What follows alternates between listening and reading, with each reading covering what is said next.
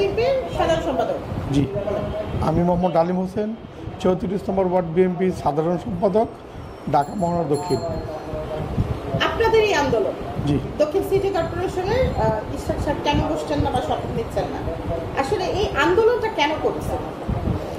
আন্দোলনটা আমরা বেসিক এই জনতার মেয়র হিসেবে সে নির্বাচন করে জয়লাভ করেছিল, যে তখনকার সময় সে মামলা করেও মামলার রায় পায়নি।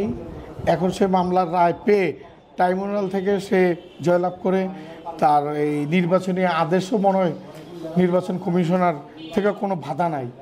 কিন্তু সরকার কেন গড়িমসি করছে তাকে বসতে দিচ্ছে না।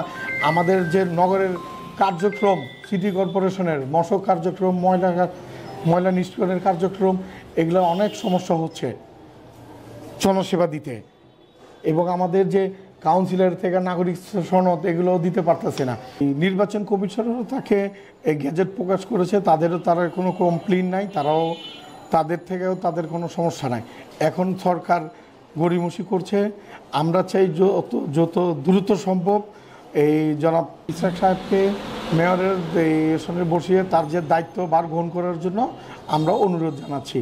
ঢাকাবাসীর অবস্থান কর্মসূচিতে লাগাতার 2 দিন ধরে কর্মসূচি পালন করছে।